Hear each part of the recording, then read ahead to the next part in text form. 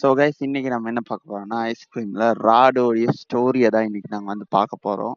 Rod யாரு, அவன் சின்ன வயசுல என்ன நடந்ததுங்கிற ஸ்டோரி தான் இது. இந்த ஸ்டோரி நிறைய விஷயம் உங்களை வந்து தெரியப்படுத்தணும்னு நினைக்கிறேன். நான் தெளிவாக தான் எல்லாத்தையும் போட்டிருக்கேன். நீங்களே வந்து பார்த்து எப்படி இருக்குன்னு சொல்லுங்க.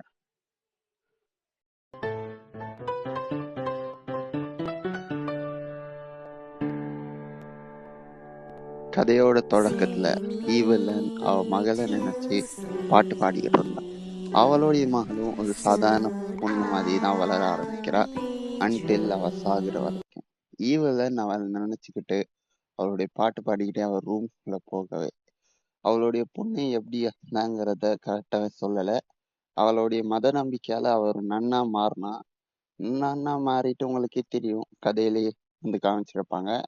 நிறைய கடவுளை வழிபட்டு எப்படியாவது தன்னுடைய மகளை திரும்ப இந்த பூமிக்கு கொண்டு வரதுக்காக நிறையவே முயற்சி எடுத்தா. ஆனா அது எதுவுமே சக்சஸ் ஆகல.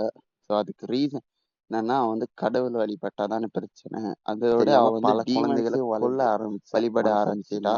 ஸோ இதால அவ உயிரோட இருக்கிறதும் என்ன பொட்டியில போட்டு உயிரோட புதைக்கிறதுமா அவளுடைய வந்து பல கொடுமைகள் வந்து நடக்க ஆரம்பிச்சு.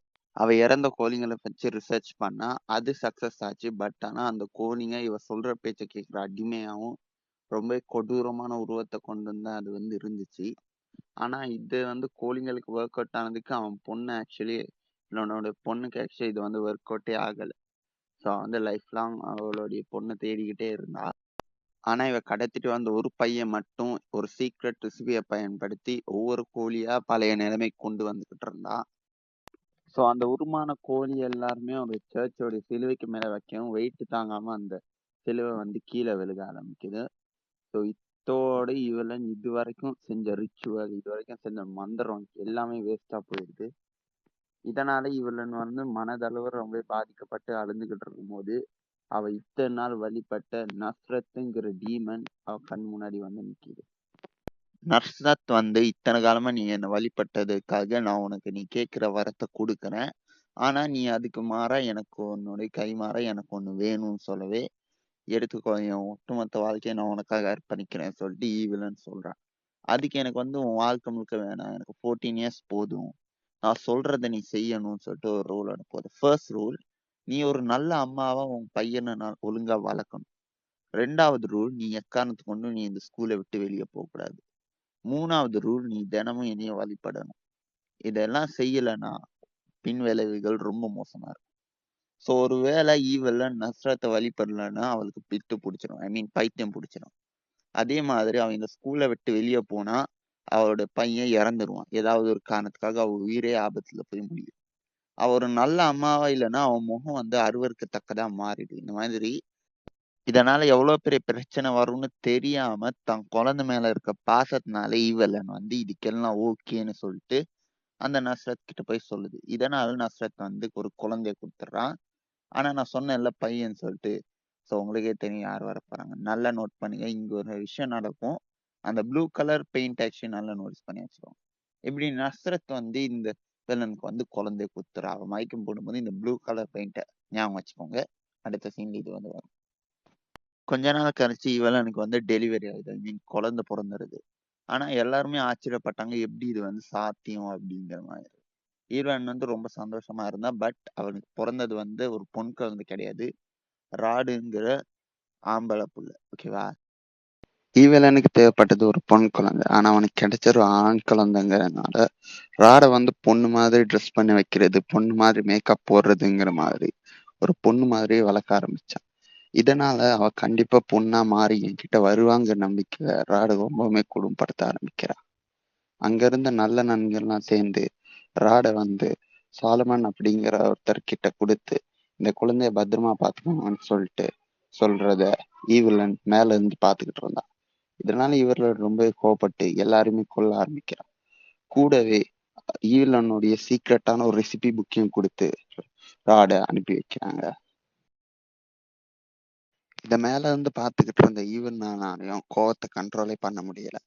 ஏன்னா இத்தனை வருஷமா அவன் குழந்தைய வளர்த்தது ரொம்பவும் பாசத்தோட. ஆனா இனிமே அந்த குழந்தைய பார்க்க முடியாதுங்கிற கோவமும், தன்னுடைய நண்பர்களே இப்படி தன்னை ஏமாத்திட்டாங்கங்கிற அந்த வெறியும் ஈவலன் கூட வர ஆரம்பிக்கவே அவன் இன்னும் பல வருஷத்துக்கு இங்கேயேதான் இருக்க போறான்னு நினைச்சுக்கிட்டு ரொம்பவுமே சோகமா இருக்க அங்கிருந்து ஸ்லெட்ஜ் ஹேமர் எடுத்து எல்லாரையுமே கொல்ல ஆரம்பிக்கிறான். அவன் ஒரு நல்ல அம்மாவா நான் இருப்பேன்னு சொல்லிட்டு நஷ்டத்துக்கு கொடுத்த அந்த வாக்குனாலையும் ஜென்மத்துக்கும் இந்த ஸ்கூலுக்குள்ளேயே இருக்கணுங்கிற கண்டிஷன்லயும் ஈவில்லன் ரொம்பவுமே கோவப்பட்டிருந்தா. அவளால என்ன பண்றதுன்னு தெரியாம இருக்க அந்த கபோர்ட்ல அந்த ஸ்லெட்ஜ் ஹேமரை எடுக்க ஆரம்பிச்சா. ராட் வளர்ந்துருக்கான். அவன் சாலமனோடைய ஃபேக்டரியில இருந்துகிட்டு நாளைக்கு காலையில் நான் ஸ்கூலுக்கு போய் பிளான்ஸை பத்தி கத்துக்க போறேன், நான் அனிமல்ஸை பத்தி கத்துக்க போறேன்னு சொல்லி ஸ்கூல் இன்னும் எனக்கு நிறைய கத்துக்கிறதுக்கு இருக்குன்னு சொல்லிட்டு அவன் கண்ணை பூர்வ ஜென்மத்துல எலிசாவுக்கு நடந்து அப்படியே அவன் கண்ணுக்கு தெரிய ஆரம்பிச்சான். எலிசா ஒரு பாம்பு பிளாஸ்டர்ல இறந்து போன விஷயம் தெரிஞ்சுக்கிட்டு ராட் எனக்கு ஏன் இந்த மாதிரி கனவுலாம் வருதுன்னு யோசிச்சு அவன் எந்திரிச்சது அந்த கனவும் மாறி போகுது. ராட் வீட்டுல சாப்பிட்டுக்கிட்டு இருந்தான். ராட்டோடைய வீட்டுல யாருமே இல்லை. அவனா ரெடி பண்ணிக்கிட்டு இருந்தான் ஒரு பொம்மையை வச்சுக்கிட்டு அவன் விளையாண்டுக்கிட்டு இருந்தான். அப்ப அவங்க அப்பா உள்ள வரும். ராட் ரொம்ப சந்தோஷப்பட்டான். அப்பா நான் இன்னைக்கு எல்லா சாப்பாடையும் சாப்பிட்டுட்டேன் அப்படின்னு சொல்லவுமே குட் பாய் மை சன், இதை சாப்பிட்டாதான் உன்னால பெரியவனா வளர முடியும்னு அவங்க அப்பா சொல்ல. ராடோவுக்கு எப்பவுமே அவங்க அப்பானா ரொம்ப பிடிக்கும். அவரோட டைம் ஸ்பெண்ட் பண்ணணும்னு நினைக்கிறாரு. ஆனா ராடோடைய அப்பா என்னைக்குமே ராட கண்டுக்கிறதே இல்லை. இதெல்லாம் ராட் ரொம்பவுமே சோகத்துல இருந்தான். அவன் என்னன்னா சோகத்துல இருந்தான் அவங்க அப்பா இம்ப்ரெஸ் பண்றதுக்காக நிறைய விஷயம் பண்ணிட்டு இருந்தான். அப்ப ராட் அப்பா நான் அவங்க ஸ்பெஷல் ஐஸ்கிரீம் ட்ரை பண்ணலாமான்னு கேட்கும் போது அவங்க அப்பா இல்ல முடியாது, நீ அதை ட்ரை பண்ணவே கூடாது, நீ அதை யோசிக்க கூட கூடாதுன்னு சொல்லிட்டு அந்த இடத்துல கோவமா திட்டிட்டு கிளம்பி போயிடுறாரு.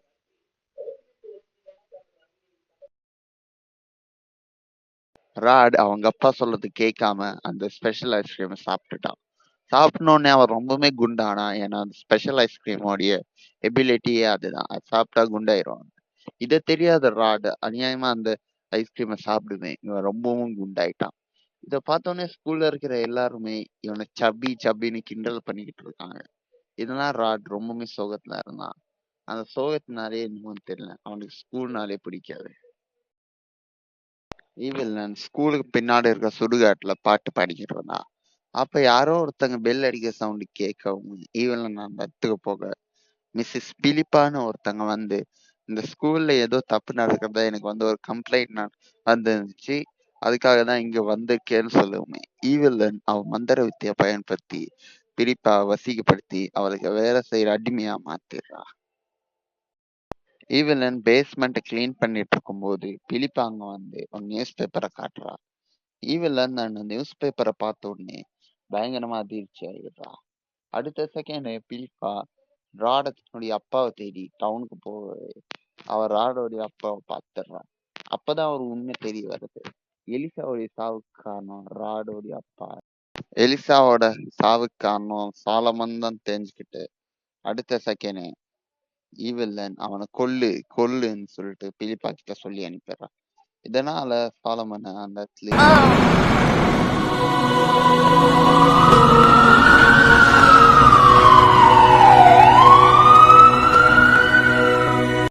ராட் அவங்க அப்பா செத்து நினைச்சு ரொம்பவுமே வருத்தப்பட்டுக்கிட்டு இருந்தான்.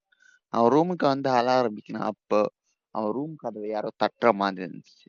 யாருன்னு பார்த்தா உங்க அம்மா கிட்ட இருந்து உனக்கு ஒரு லெட்டர் வந்திருக்கு, அதை நீ படிக்கணும் ராட் அப்படின்னு சொல்லவே ராடும் அந்த லெட்டர் எடுத்து படிக்க ஆரம்பிக்கிறான். அதுல ஈவில்லன் என்னால இப்ப உன்கிட்ட இருக்க முடியாதுங்கிறத ரொம்பவுமே வருத்தத்தோட தெரிவிச்சா.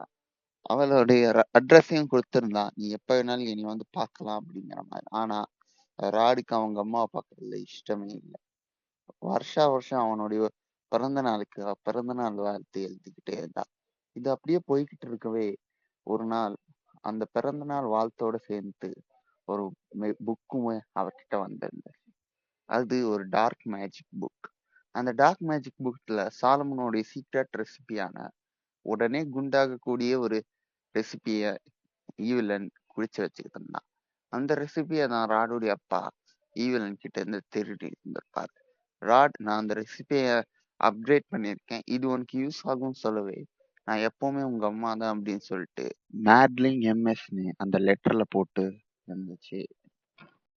இப்ப நான் ஏன் ராடோடைய ஸ்டோரிய போட்டேன்னா எப்படி ராடோடைய எப்படி ஈவிலன்ங்கிற கேம் வந்து பார்த்தீங்கன்னா பிசி வெர்ஷனுக்கு ரீமேக் பண்ணாங்களோ அதே மாதிரி ஐஸ்கிரீமே ரீமேக் பண்ண போறாங்க. அதை நான் எப்படி கன்ஃபார்மா சொல்றேன்னா, ஈவிலன் பிசி வெர்ஷன்ல ஒரு மலைக்கு மேல வந்து பார்த்தீங்கன்னா ராடோடைய ஐஸ்கிரீம் ஃபேக்டரியை வந்து பார்த்தீங்கன்னா ஒரு யூடியூபர் ஆக்சுவலி காமிச்சிருந்தாரு.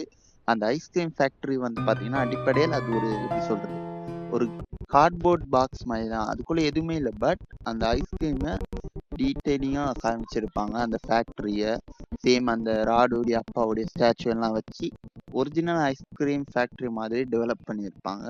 ஸோ மேபி ஃபியூச்சரில் ஈவிலன் அந்த கேம் ஆக்சுவலி இன்னும் கூட ரெடி பண்ணிட்டு தான் இருக்காங்க. இன்னும் அதில் வந்து பலூன் எஸ்கேப் வரல. ஈவிலன் அந்த PC version actually balloon escape வரலங்கிறதுனால கண்டிப்பாக அதை ஆக்சுவலி கூடிய சீக்கிரம் வந்து பார்த்தீங்கன்னா ரெடி பண்ணிடுவாங்கன்னு தான் நினைக்கிறேன்.